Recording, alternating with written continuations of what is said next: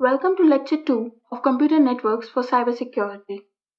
Today we'll be talking about the different types of computer network, that is LAN, MAN and WAN.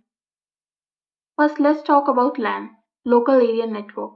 A local area network is a connection between two or more computers that are situated within a small geographical area like office buildings, campuses, personal offices, etc.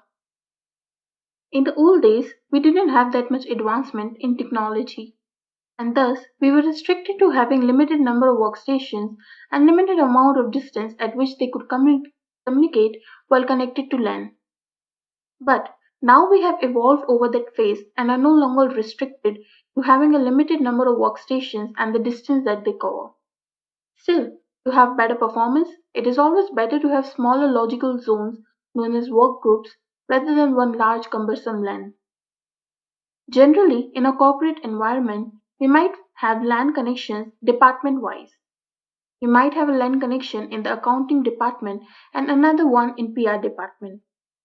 Users connected to one LAN will only have access to the resources of that LAN. Why? Because LANs are physically connected. So in a wider sense, this might create a problem because what if the printer in accounting department fails and the users need to access the printer in the PR department? But since they need to be physically connected to use that resource, they wouldn't be able to use that resource. This can be resolved by using a router to connect to different LANs. In this way, we'll still have smaller workgroups, but they would be connected.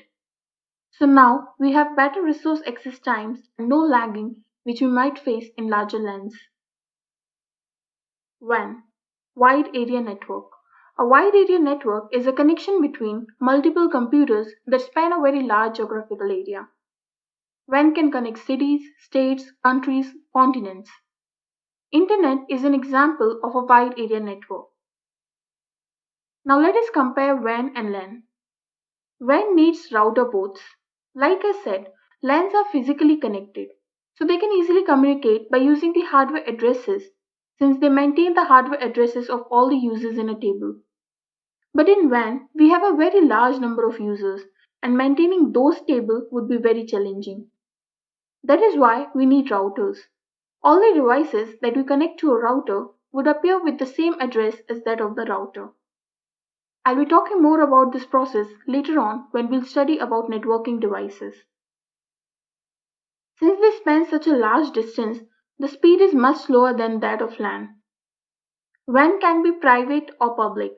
LANs are typically private. Corporate networks are generally LANs, but they might use a private WAN to connect those LANs. WAN and WAN, hosts use IP addresses to communicate with each other, whereas LANs use hardware or MAC addresses to communicate in the LAN. Moving on, let's talk about MAN, Metropolitan Area Network. These networks can span a geographical area equal to a city. That is why the name metropolitan area. A good example of MAN would be radio or even cable TV connections. MAN connects smaller LANs inside a city and thus can provide an efficient connection to the internet. In this way, you only need to connect to a MAN, then it is the responsibility of MAN to connect you to the internet. Pretty good, right? There are a few more terms that you need to know before we end this lecture. First, PAN, Personal Area Network. This is nothing but an interconnection between devices in a person's workspace.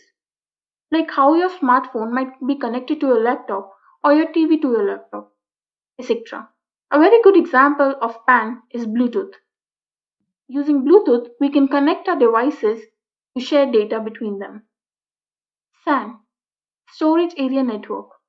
It is an interconnection of high capacity storage devices connected over a private network with high speed. This is nothing but a dedicated network for handling storage. They can collect, manage, and use the data. CAN, Campus Area Network. CAN is similar to MAN except the fact that it spans an area smaller than it. CAN can be used within campuses to connect the different LANs that might be present. I hope now you know the different types of networks and the difference between them. If you have any doubts, feel free to ask in the comment section. Do like and subscribe to my channel if you like the video.